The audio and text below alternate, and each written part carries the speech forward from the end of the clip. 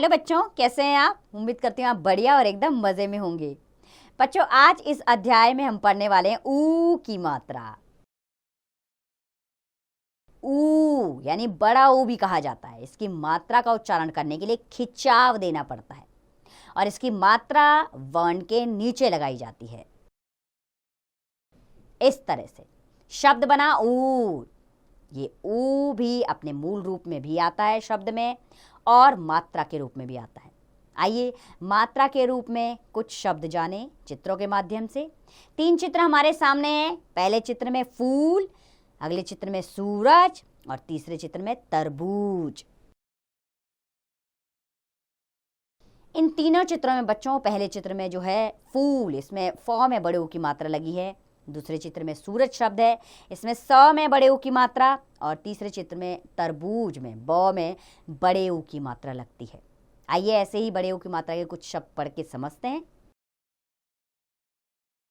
तो कुछ शब्द हैं जिनमें बड़े ऊ की मात्रा लगती है। आपने खिंचाव देकर इसका उच्चारण करना है, जैसे धूप, धूल, शूल, मूल, झूल, सूप, दूत, पूत, दूर, चूड़ी, कपूर, मसूर, खजूर, बबूल, सूरत, झूलना, फूलना, घूमना, भूलना, पालतू, शहतूत, करतूत, कबूतर, खरबूजा, मजदूर।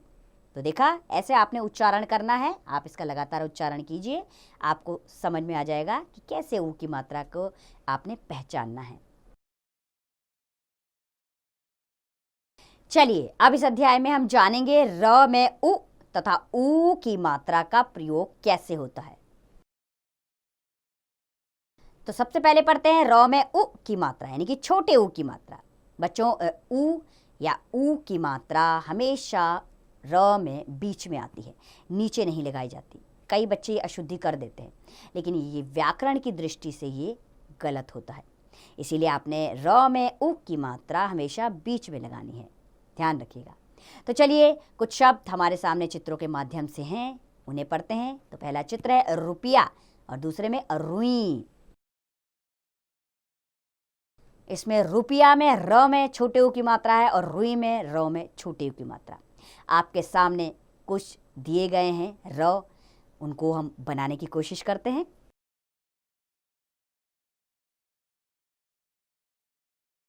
इस तरह र में छोटे ऊ की मात्रा लगेगी। आप इसका अभ्यास लगातार जारी कीजिएगा। अब और भी हम शब्द पढ़ लेते हैं जिनमें छोटे ऊ की मात्रा लगती है, जैसे रुख, रुकना, रुचि, रुक्ष, रुधिर। अब हम जानेंगे बड़े ऊ की मात्रा रो में कैसे लगती है। वो भी उसके बीच में लगती है, यानी कि उसकी पीठ में लगाई जाती है, लेकिन उसको लगाने का थोड़ा सा तरीका अलग होता है। सामने चित्र हैं 2। पहले चित्र में रुमाल, अगले चित्र में अमरूद। रुमाल में र में बड़े ऊ की मात्रा और अमरूद में भी र में बड़े ऊ की मात्रा। आइए इसको भी बनाने की कोशिश करें हम।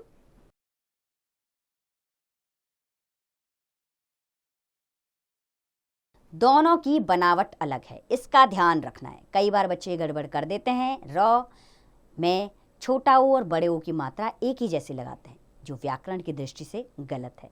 आप इसका अभ्यास लगातार कीजिएगा।